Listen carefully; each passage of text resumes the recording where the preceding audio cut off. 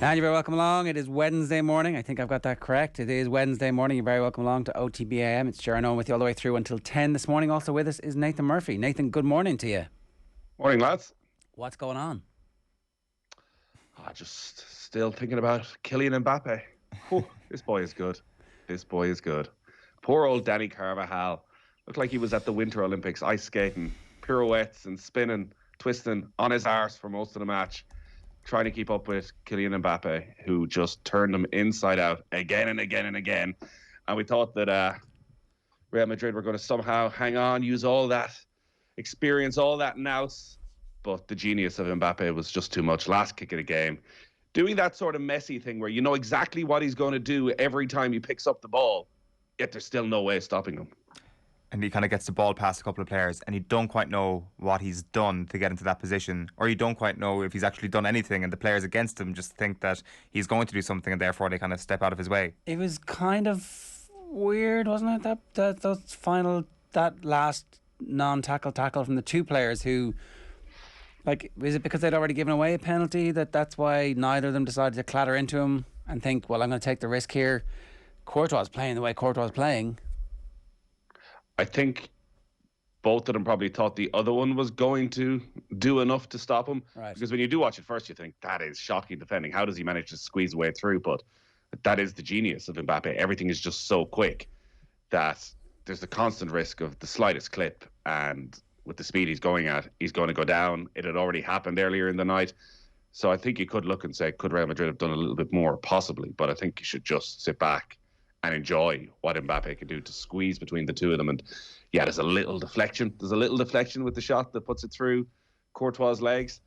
But I think it was no more than Paris Saint-Germain deserved. They absolutely battered Real Madrid, who maybe because Karim Benzema is not at full fitness, maybe because there's no away goals anymore, thought, let's just get the hell out of here with a scoreless draw and sit back. We've been on this train. Tight. We were on this train from the very start. And everyone's like, oh, away goals makes no sense. This is stupid. It's like, no, away goals really, really important. It's absolutely vital. And now, the world's best tactical brains have realised that a 0-0 draw away from home is really great. Like, is this more to do with the lack of away goals, or is this to do with Carlo Ancelotti being the football manager of Real Madrid? Is Carlo Ancelotti... There was a negativity there. Big Sam with a couple of European cups.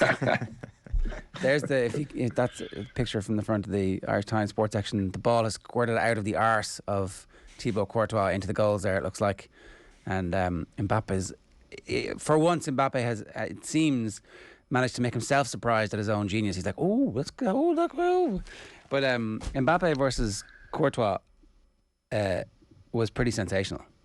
Yeah, the two best players on the pitch according to L'Equipe and their ratings. You'd be not surprised to see that Carvajal was the lowest 3. rated. 2. There was one player, sorry, 2 players on the pitch who got 3. One was Marco Asensio. Can you guess the other player who got a 3? Ooh, you've heard of him. Vinicius. Not Messi. Lionel Messi. Whoa, Lionel Messi, wow. They're such... They get Pochettino at 8. Ancelotti at 4. 8 for Pochettino, 8 for Mbappe, 8 for Courtois, 3 for Lionel Messi. One of the scapegoats, I think. That is very harsh. Like, is that not everything L'Equipe is against, which is basically scoreboard journalism? Because he missed a penalty, he gets a 3. Like, Messi, it feels much like Ronaldo. We're never going to see the Lionel Messi of 3-4 years ago again. But like the ball he played in the first half, where sort of a reverse pass, off balance, over the top, where it almost looks like he put backspin on it to get it hold up for Kylian Mbappe. Like, that's as good as a pass as you'll see all season. Tried a little bit hard after he missed the penalty. He was sort of taking the ball off his teammates, trying to do everything himself. But every time he got on it, like, he still looked like there was something going to happen. So I think a 3 out of 10 for Messi is way over the top. And if you're Kylian Mbappe, are you looking around that setup at the moment and saying to yourself, yeah, I'm happy to ditch this, to play under Carlo Ancelotti, to play beside those attackers, people who are getting 4s and 3s out of 10s, well, in fairness, Messi did as well. Basically, who do you want to play for next season if you're Kylian Mbappe? And you I don't know. I definitely would wonder, like, he'll be the king of France again. It's nice to be the king of your own people, isn't it? Because it very rarely happens. Playing in a relatively, comparatively fun team, I'm not sure what Kylian Mbappe does on the opposite side of things. Like, at the Bernabeu, we may have a completely different game, and all of a sudden the Benzema, Asensio, Vinicius attack, maybe Bale starts or something, it becomes very exciting. But I don't know. I think if you're an attacker who's here to score goals and to enjoy your football, I think there's one team last night that looked the more attractive proposition. Can I also just ask a question about how it has become fairly common parlance in England and the football journalism that Pochettino's failing in Paris? Pochettino's failings in Paris. Blah, blah, blah, blah. Manchester United. Given Pochettino's difficulties in Paris, Manchester United. It's like... like 13 points clear. I was going to say, not doing very well in the league at the moment. Pochettino's failings. It's like, oh, geez, they must be like, I haven't paid any attention. They must be point clear, 2 points clear. It's like table 59, 40. There's a couple of teams missing here between Paris and Marseille because there's 13 points clear of Marseille. The team is playing sensational football. He's managed to get the form back from Mbappe that we weren't sure. It was like it's the post-World Cup hangover. No, Pochettino seems to be doing an okay job, it seems. It's because they lost a game in October to Rennes, the 3rd of October. At the cup game? No, that was the league. They lost one game in the league. That was just after Messi had arrived as well. Yeah. Listen, they weren't particularly impressive during the group stage. They were getting the job done. When you tune in on a Sunday evening and watch a bit of Ligue 1 and Paris Saint-Germain are playing, it doesn't feel like you're going back 10 years and watching that great Barcelona side, which I think that's where the expectation level is because they have Neymar, Messi, Mbappe. Neymar's also been injured for the last 3 months, so they haven't really had them. Like the hope watching them was that sort of Messi was walking through winter so he could run in spring, and that suddenly there would be a saving of energy, and that we will see the absolute best of them. They're also not, clearly they're not Barcelona of 10 years ago. Like they're also depth and quality wise really where Manchester City are. Like that midfield is a sort of workman-like midfield. I still can't understand how Gini Wijnaldum isn't getting a game at all. Verratti is under not Pochettino. Verratti's not workman-like, but is he quite at the level of Bernardo Silva? Did you see Neymar's comments about Verratti this week? He says, "I knew he was an excellent player, but I didn't realise he was so spectacular, a genius. He's one of the best midfielders I've played with, along with Xavi and Iniesta." He is. He obviously gives him the ball. Yeah. You're in Kenny Cunningham's camp. Kenny Cunningham was like tut-tutting when I was talking about Verratti last season. No, not having it. But he is. He's like every game he plays when he's fully fit. There's doing stuff. There was an amazing bit on the highlights where Verratti gets the ball and actually gets swatted away by one of the centre backs or one of the Real Madrid defenders, who then pings this incredible 75-yard pass that just gets cut out by one of the Paris Saint-Germain centre backs. And like I'd say 3 seconds later, Messi hits a through ball through to Mbappe and a brilliant save from Courtois. Like, whatever about Real Madrid playing for a 0-0 draw and not being as good as other teams, this is the high water mark of football again. This is the whole point of all the money sloshing through football. Like, this is as good as it gets. Yeah, it is, and this ain't done it is the other thing. So, Karim Benzema will have another couple of weeks to get that little bit fitter, to get a bit of sharpness back. Like Vinicius last night didn't look quite ready to grab a game like that by the scruff of the neck. When he got on the ball on a couple of occasions, he was free out on the left-hand side. You thought something's about to happen, but he just couldn't make it happen enough. Modric had a quiet enough game. You can't see Madrid at home being that poor again, that they're going to have something there to take. And then that's where the questions suddenly get asked.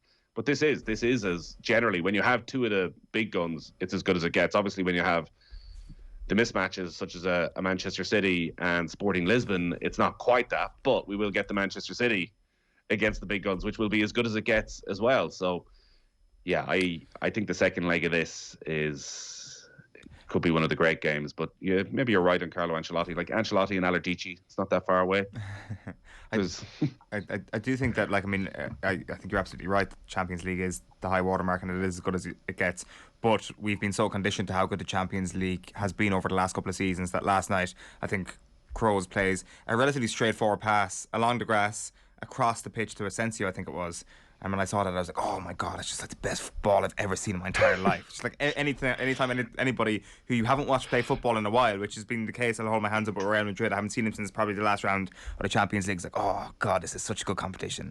And we're just kind of like gorging on everything more than we probably need to. But still, it is factually excellent. In terms of what happens next, though, with Mbappe, we just don't know the political situation around football and what is happening at both clubs during the summer. So Pochettino leaves, goes to Manchester United. Zidane comes in. Who does Zidane want to sign? How much money are Paris Saint-Germain willing to spend if they lose an Mbappe? Who's Mbappe's replacement? Is it Erling Haaland? Is that lined up?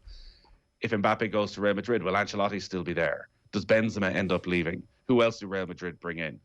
Mbappe might know all the answers to all of these questions that have made his mind up. And also, maybe the easiest way to make money is to move. Yeah. Well, you get the one-off cash payment of the 50 million or whatever it is, particularly this one time where he's free at the end of the season, isn't he?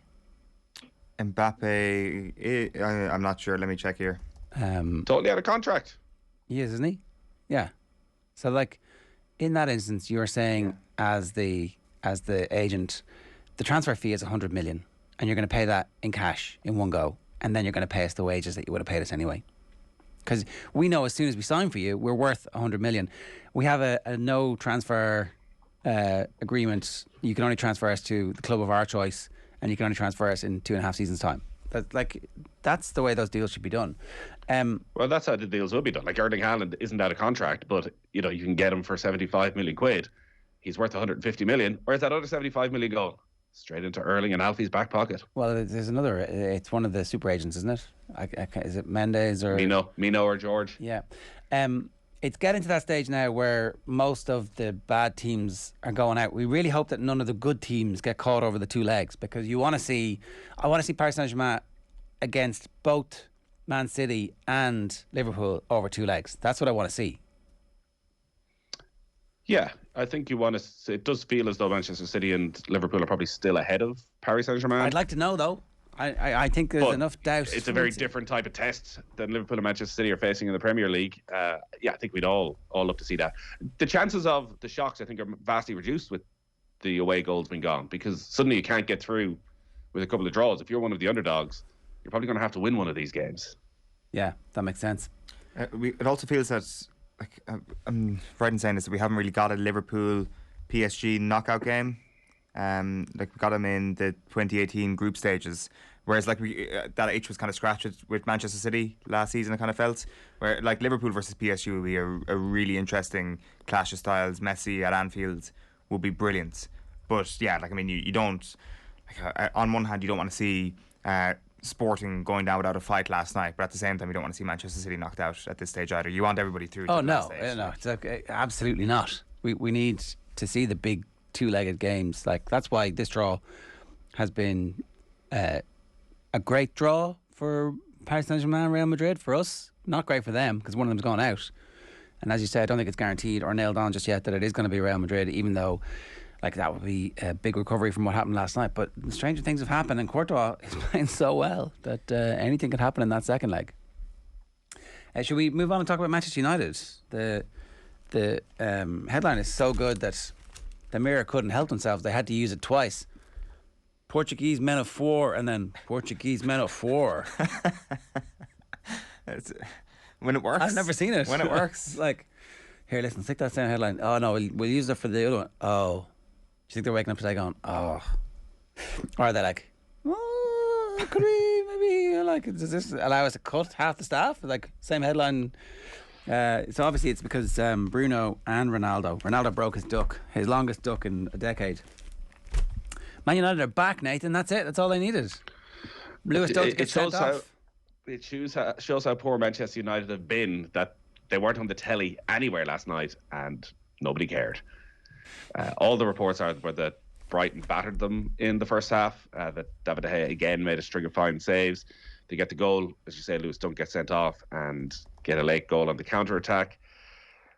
Is it a sign of a turnaround? Is it a sign that they kick on from here? It feels as though they just need to get to the end of the season grabbing enough 3 points to somehow stumble over the line in that slow bike race and finish fourth and try and regroup during the summer, be a Champions League team, have Mauricio Pochettino in position and have players wanting to come to the club, because if they're not in the Champions League, you're not really in the mix at all for any of those top group of players. But it feels like there's a massive rebuild needed again, particularly in those attacking positions when you see where they are right now. But it's not just the attacking positions. So it's a good win. I know that you look at their team on paper and you can absolutely make a case that they're favourites to get that fourth spot, but definitely the headlines this morning are kind of like Manchester United back into the top four. I'm not saying that anybody's saying this, but it does feel as if there is this subconscious idea that Manchester United are in control. They're in the driver's seat now when it comes to this top 4 spot. And I'm not sure I buy that at all. Like, there's every chance they finish there at the end of the season. But all recent evidence would suggest that when you look at, I know it's Arsenal and I know it's Tottenham, but the games that they have in hand and the points that they could potentially make up, like, are you backing Manchester United over the two of them? Maybe you are, given that Arsenal and Spurs are flaky as hell, but at the same time, so are Manchester United. I just think that, obviously you're being sarcastic when you say Manchester United are back after last night, but this idea that they're back into the top 4 and all of a sudden that top 4 has found its form again, I'm not sure. I think there's going to be so many more twists and turns before the end of the season. Ronaldo was excellent last night, which is the only it is one of the positives. The pressing game looked good. I mean, Elanga turns the ball over in a dangerous position and that gets Lewis Dunk sent off. That's what you want from your pressing game. And is that Ranić ball finally arriving? We won't know for another period of time, but the one thing we do know is that when Ronaldo's scoring goals, he's absolutely incredible, and no backlift whatsoever in his strike last night. It was a pretty stunning way to get back on form. So, like, there are encouraging signs. I just think it's going to be such an exciting race for top 4 because all those teams are flaky. I would make them favourites on the basis that they've been through this as a group and they have managed to come through it. Now, not in front of crowds in some cases, but they've, like... How do you mean that they've come through it? As in, like, they've been in the Champions League race before to finish fourth, and they've managed to get in the top 4 more recently than most of the West Ham team and the Arsenal team and anybody else who's kind of, like, some of those Spurs players made it a long time ago and they're a different team now, I think. Elanga's interesting because, if, as you're saying, and I didn't see the full 90 minutes, I'm not sure if too many people did, if he was responsible for a bit of a high press and fitting into exactly what Ralph Rangnick wants, well, then he's a decision to make, because is Marcus Rashford doing that for him? Does he say, actually, this guy for me for the rest of the season does what I want? Screw everybody else. I'm going to do what I want. I'm going to pick 2 or 3 guys who may not be the most glamorous, who may not be the most well-known, who are young players, who are going to do exactly what I tell them, and that will fit my game plan, and I'm going to make that decision. Well, when you looked at the team, I'm not sure he does, but when you looked at the team named, it seemed to make some sense. It was Sancho, Bruno and Elanga, and it's Fred and McTominay, and it's like, I'm not picking Pogba because I think he's going to get overrun, and I'm not going to pick Rashford because I'm not sure what I'm going to get out of him, and everybody can do the running for Ronaldo, and Ronaldo can, like, it makes some sense, at least. It does. The next month, though, is going to tell us everything we need to know about Manchester United. There is the possibility that Rangnick, with the changes he's made, maybe it suits better against better teams. And we will find out over the next month. Because Manchester United haven't played anybody. This is the remarkable thing since Ralph Rangnick has come in. They haven't played a decent team since he's arrived. So over the next month, they've got Leeds away, Elland Road, full house, first time in a league match in 20 years. Like, have Manchester United's players got the character for going to Elland Road, the intensity of a Marcelo Bielsa side? We'll find out on Sunday. Then they've got Atletico Madrid. Then they've got Manchester City. Then they've got Tottenham. Then they've got Atletico Madrid again. Then they've got Liverpool. Are you backing Manchester United to win any of those games right now? I'm not backing them to win any of those games right now. I think they're going to go through against Atletico Madrid. It just doesn't feel like Atletico are having one of those seasons. Unless Luis Suarez somehow manages to do something bizarre. And Possibly. And maybe they grind it out in those. But you can't sit here right now and say Manchester United are good enough to win any of those matches unless they are like, say, Liverpool were 4 or 5 years ago, were actually a counter-attacking game. It suited playing the very best teams who come at them and give them space on the counter-attack. But like, if Brighton were able to go, and again, Brighton are having such a strong season and a really good team to watch, if Brighton are able to go to Old Trafford and dominate for the first 45 minutes, that's a massive concern again for United going into the run that they're going into. Yeah, they need to show a 90-minute performance before people start rushing to say that they've got this whole thing under control, because in a month's time, I guess with the 20th of March, I think is that last game, that run of fixtures that you mentioned there, the Liverpool game. That will be when we have a very good idea of Manchester United. But like, I guess under Solskjaer there was a big game mentality to Manchester United at times. It was the games against the likes of Brighton where they did tend to slip up. Granted, it's just a few famous examples. Obviously, they beat Manchester City last season. But maybe they'll have that under Ranić as well, where they do go into those big fixtures and do show up, because I guess that was the one thing when Ranić came in. It was like, well, he's got an easy run of fixtures to ease himself into it, and it hasn't exactly materialised. No, did such a great job of that. No, Kyle says away goals should have only been taken away in extra time. I think that would have been fair enough. Like, you've got the benefit. It's been fair on both sides. At the same time, in extra time, to have the bottle to go on and score away from home. There was always an argument to be made for it, but I think that would have been a fair graduation of this whole thing. Sachin Bangaru says Arsenal to the Champions League. I mean, you would certainly say they have the biggest and best opportunity. It's just that the flakiness. It's just because they're Arsenal.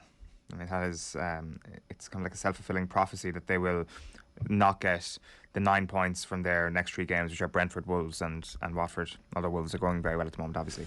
Right, OTB AM brought to you by Gillette. Good morning. Start with Gillette. Put your best face forward with their new and improved razors.